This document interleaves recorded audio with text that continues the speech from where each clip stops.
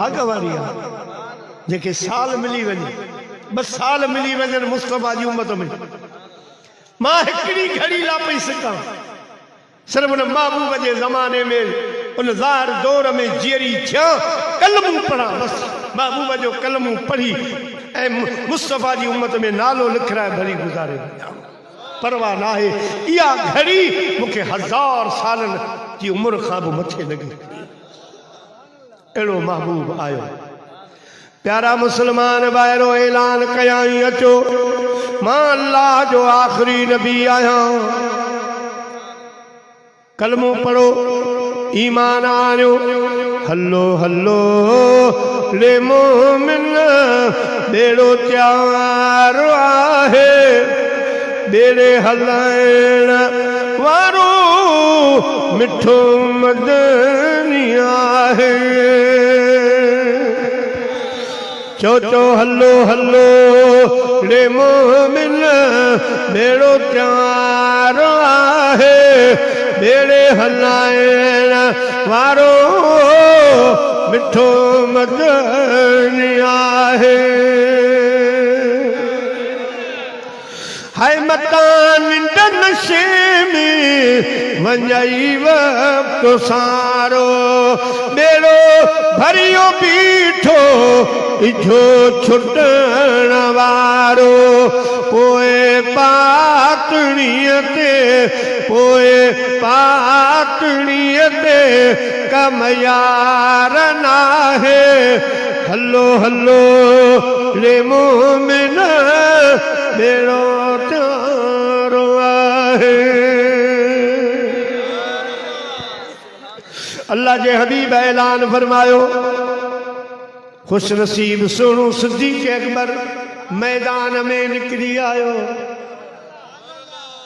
साईं जो ऐलान क्यों हज़रत ईसा अलैहिस्सलाम का बाद 550 साल तकरीबन दुनिया के तख्ते ते को भी नबी कोन हो को रहबर रहनुमा कोन हो मानू छुड़वाग थी विया एतरे कदर जायल जिंद न्याणियों दफन करण लगा माँ पी जा बेअदब गुस्साख थी विया वडे नंढे जी साञा कान हुई अहिड़े दौर में तुझे मुझे मदीने जे मीर दुनिया में कदम रखियो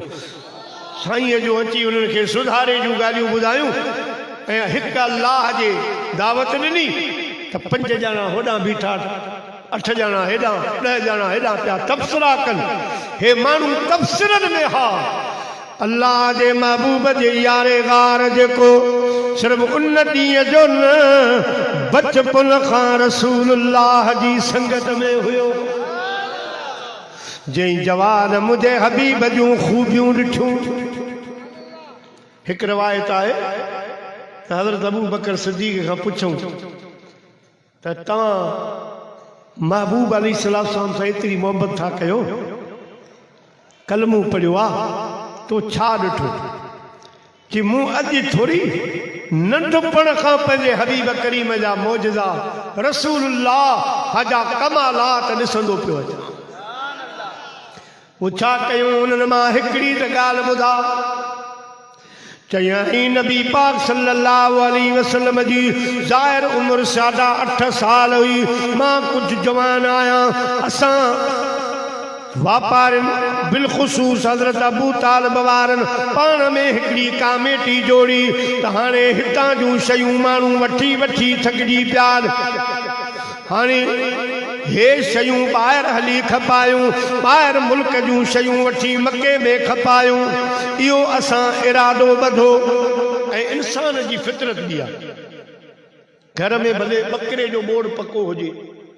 ॿाहिरां शल न दाल जी का प्लेट अचे त सभु घर वाजी चवंदा मूंखे बि चखाए पोइ बकर छॾियो ॿाहिरां आयो आहे नओं ॿोड़ आहे इन जे करे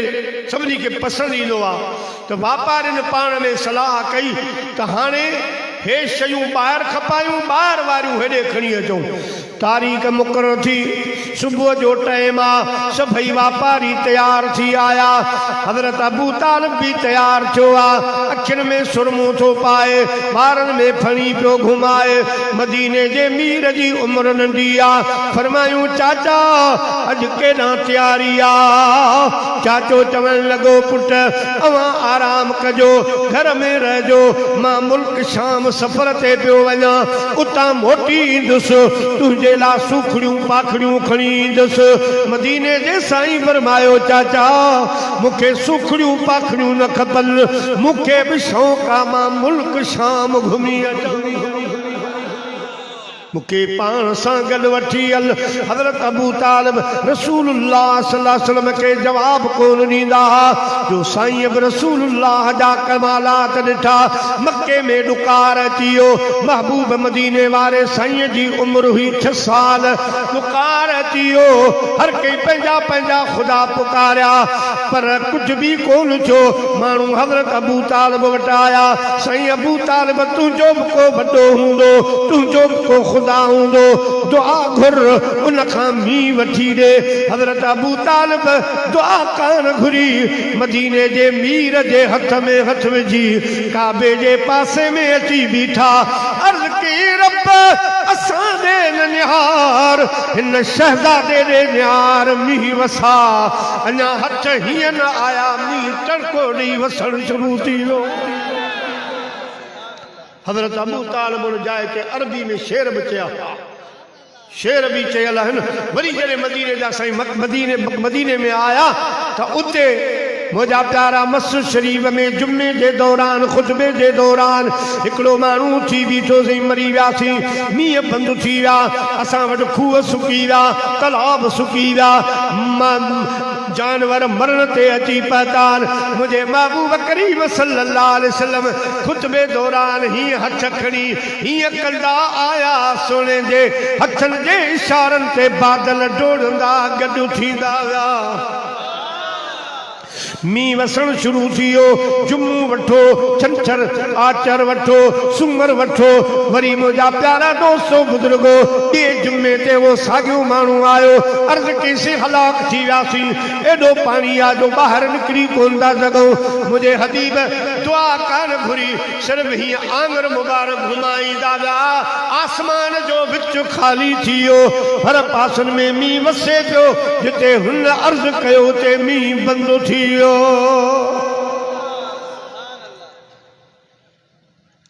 हर कोई प्या चाहे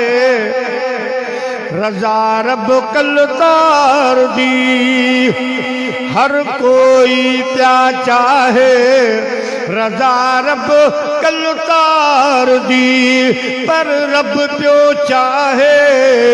रज़ा अहमद मुख्तार दी, पर रब पियो चाहे रज़ा अहमद मुख्तार दी। सुनो अबू बकर हजरत मौला अली शेरे खुदा तो फरमाए, मुखे महबूबन सॾे उथारियो, पाण फरमायूं अली तोखे याद कोने मक्के में मुझी 6 साल उम्र ही, तुझो बाबो वठी वियो, मुझे वसीले सां दुआ घुरियाई। मींहुं एॾो वठो जो उन साल एॾा गाह फुटा जो उठन जा थूआ चर्बी जे करे फाटी पिया। तुझे बाबा चाचे अबू तालिब मुझे शान में अरबी में शेर कया, अज जे कदी हियो मींहुं ॾिसे आ जेको हफ़्ते ताईं हलियो आ त सिर्फ़ 2 शेर न चवे आ, सॼो किताब लिखे हा। प्यारा मुसलमान भाइरो, हज़रत अबू तालिब खे ख़बर हुई पाण जवाब कोन थो ॾे। आमिना जे लाल खे वठी उन मैदान में आयो आहे जिते उठ ॿधा पिया, ॿिया कुरैशी वापारी बीठा। हज़रत अबू बकर जो फरमाए ॿियनि एतिराज़ कयो, असां बि पंहिंजा ॿार कोन था खणो। अबू तालिब तव्हां बि पंहिंजो ई ॿार छॾे हलो, सफ़र आहे, मतां बुख उन जो मसइलो थिए, गर्मी सर्दी जो मसइलो थिए। साईं अबू तालिब फरमायो अवां फिक्र न कयो, मां पंहिंजे शहज़ादे खे पाण संभालींदुसि। काफ़िलो हली पियो। जॾहिं शाम मुल्क जे वेझो आया, बॉर्डर जे वेझो आया, जंहिं बॉर्डर खां अंदर दाख़िल थियण वारा हुआ, उन बॉर्डर जो नालो हो बुसरा। गोठ जो नालो बुसरा, बॉर्डर जो नालो बुसरा, ये पंहिंजो खोकरा पार बॉर्डर आ, ॿिया के वाघा वग़ैरह बॉर्डर आहिनि। ईअं हे शाम जो बॉर्डर हो, गोठ आबाद हुयो। इन गोठ में वॾो ईसाइनि जो आलिम रहंदो हो, मुफ्ती हुयो, काज़ी हुयो ऐं उन्हनि जो रईस भी हुयो, फैसला करण वारो भी हुयो। रात जो मदरसे में सुतो पियो, ख्वाब में हज़रत ईसा अलैहिस्सलाम ज़ियारत कराए बोहीरे आलम खे फरमायो, ओ बोहीरा तोखे लख लख मुबारकूं हुजनि, तुंहिंजे मदरसे खां सुबुह जो राजन जो राणू ॿिन्ही जहाननि जो सरदार मोहम्मद गुज़रण वारो आहे। सुबह जो उथी इस्तक़बाल भी कर, दावत भी कर मदीने जे मीर जी, ऐं उन जे मथां ईमान भी आण जा, वॾी स्पेशल दावत कर। हज़रत बोहीरे आलम अल्लाह जे नबी ईसा अलैहिस्सलाम खे अर्ज़ कयो, साईं मां उन महबूब खे सुञाणंदुसि कीअं? साईं फरमायो नंढी उम्र जो आ, सॼे काफ़िले में नंढी उम्र उन महबूब जी आहे। निशानियूं हे अथसि त जॾहिं वण तुंहिंजे मदरसे जे अॻियां जेको कंडीअ जो वण आहे, इन वण हेठां अची वेहंदा, हिते मानी टिकी खाईंदा, पोइ वॾड़ा वॾड़ा उन मासूम खे उथारींदा त तूं हेॾे थी छांव में वॾड़े खे जाइ ॾे, फलाणे खे जाइ ॾे। मगर बोहीरा आलिम केॾां उहो मासूम वेंदो, वण जी छांव ओॾां पई डोड़ंदी। पहिरीं निशानी। ॿी निशानी, संदसि अखियुनि जे परदनि ते ॻाढ़ा ॻाढ़ा लीका ठहियल हूंदा। टी निशानी, सुम्हंदो न आहे। चौथी निशानी, संदसि पुछीअ मुबारक ते मोहरे नबूवत लॻल आहे। उथी तयारी कर, मदरसो बहार, तुंहिंजे मदरसे जा भाग खुला, तुंहिंजे ॻोठ जा भाग खुला, जो असांजो इमाम अवां जे ॻोठ अची रहियो आहे। मौली साहब शागिर्द उथारिया, मुरीद उथारिया, मज़दूर उथारिया, ख़िदमत गुज़ार बोरची उथारिया, उठ कुहाए विधा, बकर कुहाए विधा, वॾो इंतज़ाम थियो। मुंहिंजा प्यारा सुबुह थी, ही ॿिया काफ़िला त गुज़रंदा हा, लंघ हो, पर जॾहिं मदीने जे मीर वारो काफ़िलो आयो, कंटीअ जे हेठां उठ बिहारियूं, घोड़ा बिहारियूं। जंहिं वक़्त में मुंहिंजा प्यारा काफ़िले वारा लही हेठि वेठा, हाणे उहो नंढड़ो ॿार नज़र आयो मौली साहब खे, पर वॾड़ा पिया चवनि तूं हटी हेॾां थी, जीअं पाण बस जी सीट ते नंढड़े ॿार खे उथारे वॾे खे विहारींदा आहियूं, कुर्सी ॾींदा आहियूं वॾे खे, ईअं नंढड़ो सम्झी हेॾे होॾे हटाइनि पिया। पर बोहीरो आलिम तो फरमाए, रब जो कसम छांव ओॾां डोड़ंदी पे वई। वॾड़नि ते उस पे आई, मासूम जे मथां छांव सजी। मुंहिंजा प्यारा दोस्तो किरे पई पवे पई। हाणे साईं बोहीरो आलम वेझो आयो, चयाईं अवां जे काफ़िले जो सरदार केरु आहे? सभिनी चयो अबू तालिब। मौली साहब हज़रत अबू तालिब खे अर्ज़ रखियो, साईं अॼु मुंहिंजी दावत खाओ, अॼु मुंहिंजी रब पाणी खाओ। साईं अबू तालिब फरमायो, मौली साहब हे असांजो लंघा, असां हितां गुज़रंदा रहंदा आहियूं। अॻे त कॾहिं तो सुलेमानी चांहि जी बि सलाहकार आई, अॼु हेॾी मोहबत ॾेखारे रहियो आहे, आख़िर ॻाल्हि छा आहे? मौली साहब चयो, अबू तालिब ये राज़ जूं ॻाल्हियूं मेड़ाके में कोन कबियूं, अंदरि हलूं तो कंदासीं। तुंहिंजी रमज़न खे मां छा ॼाणा, जंहिंमें इसरार भी आ, इज़हार भी आ, तुझा अहिड़ा इशारा कीअं समझां, जंहिंमें इनकार भी आ, इक़रार भी आ। अरबन चयो, साईं मौली साहब जी दावत में चाह वॾो हलो सभई ऊचा। हज़रत अबू तालिब साईं करीमन के फरमाया, तव्हां भलो। अल्लाह जे हबीब फरमाए, चाचा अवां खाई अचो, मूंखे अञा ताईं बुख लगी ना है, न उन लगी आ न बुख लगी आ। यो सिर्फ उन्हनि अरबन खे बि ॾेखारियूं जिन एतिराद कयो हो त मानी जो मसइलो, फलाने जो मसइलो, मौबन उन्हनि खे आगाह कयो। अवां अलाए केतिरा चकर मानियूं पानी पीता आहिनि, मूं त अञा ताईं सुर्ख बि पानी जो कोन भरियो आहे। चाचे के फरमायूं चाचा मां अवां जो सामान संभाले तो विया उठ तो संभालिया अवां मौली साहब जी दावत खाई अचो इन में हिकिड़ो राज हिकिड़ो इशारो उन्हनि अरबन ॾे हो ॿियो इशारो उन मौलवी बोहीरे आलम ॾे हुयो त सुञाणे दावत कई अथई या मिड़ई पियो कमु हलाए मूंखे बि सुञातो अथई या न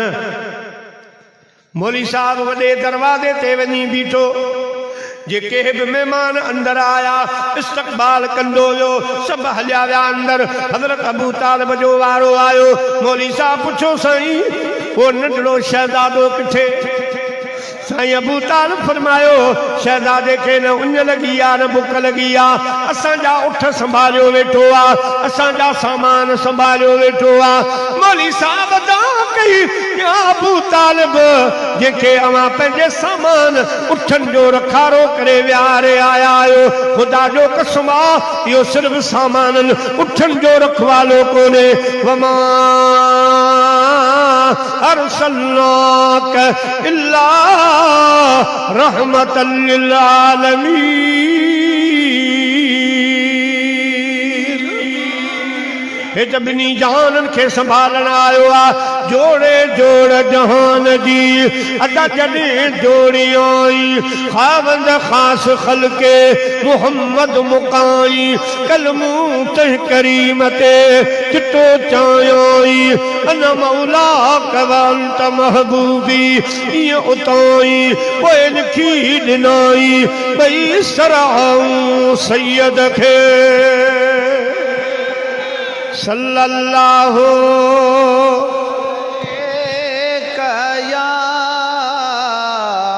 या रसूल अल्लाह वसल्लम अलैका या हबीब अल्लाह। हजरत अबू तालिब तो फरमाए मौली साहब मुखे रवानो कयो पर वरी वठी भगो असां वारी उठण वारी जाइ ते अल्लाह जा महबूब हेठि वेठा पट ते मिट्टीअ में हीअं लकीरूं था कढनि हीअं था कढनि हीअं मौली साहब गोॾा भञी अॻियां वञी वेही रहियो मौली साहब जी काबीनत हैरान शागिर्द हैरान ख़लीफ़ा हैरान ही छा असांजे उस्तादनि ॿारड़े में छा ॾिठो आहे मुंहिंजा जी दोस्तो हाणे हुकुम न पियो करे जेसि ताईं मर्ज़ी सां महबूब निहारे ॻाल्हाए अदब में वेठो आहे मुंहिंजा प्यारा दोस्तो महबूबन मथे मथो मुबारक न खयो अर्ज़ कई जंहिंजी आशिक़ तर्जमानी कई है यार तूं लेखी न लेखी पर मां त तुंहिंजो आहियां यार तूं लेखी न लेखी पर मां त तुंहिंजो आहियां मुॾे नेण खणी मुंहिंजा दिल बर खिल मुॾे नेण खणी मुंहिंजा दिल बर खिल ॿिया बि खोड़ पुनल पर मुंहिंजो तूं पुनल साईं करीमन मथे निहारियो ऐं मुरकिया पर मैं मौली साहब तव्हां महिमाननि जी कयो असांखे बुख वञ न लॻी आहे राणा खाओ न खाओ मर्ज़ी जा मालिक आहियो हली मुंहिंजे मदरसे में बरकत जा पेर त घुमा हली शरीक त थी दावत में हिकु माण्हूअ जे लाइ हली ॾिस मूं केॾो घरड़ो सजायो आहे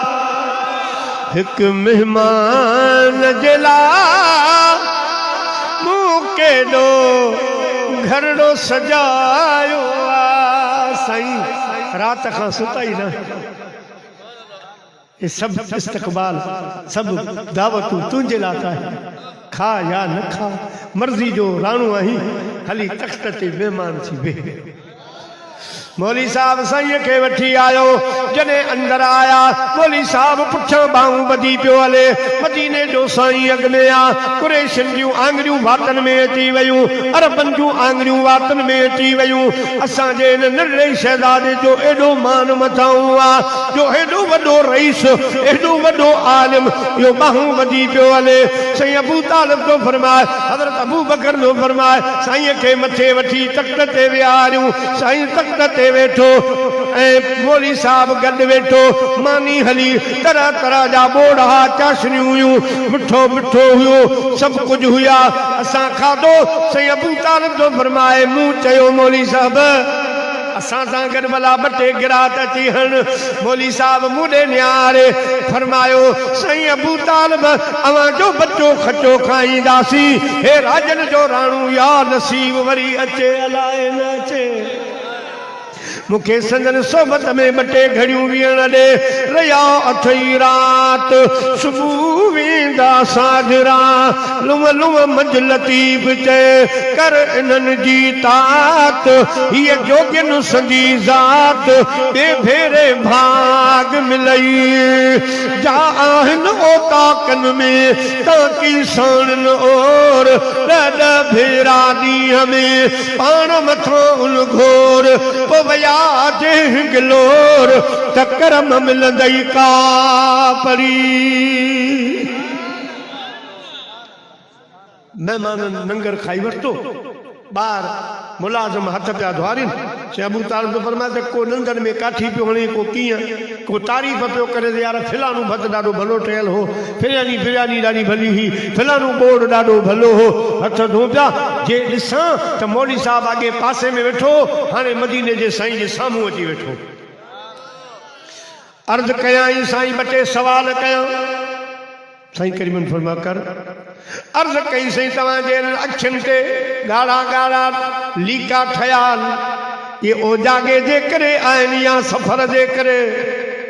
साईं मदीने जे साईं फरमायो मौली साहब ये ओजागे सफ़र जी थकावट जे करे न आहिनि ये ॻाढ़ा ॻाढ़ा डोरा ये लकीरूं लीका रब पंहिंजे कुदरत वारे हथनि सां पाण बणाया आहिनि अर्ज कई साईं सुमदा कॾहिं आयो बाबूबन फरमायो यनामो आईनी वला यनामो कल्बी मां अखियूं बंदि कंदो आहियां दिलि मुंहिंजी सुजाग हूंदी आहे साईं भला इजाज़त ॾे माण्हू अची वेंदा मां थोरो पेरान पुठियां खणी हिकिड़ी निशानी ॾिसण जो इरादो रखां थो तकिड़ो उछो पेरान खयाई मुंहिंजे महबूब जे मोहरे नबुवत ते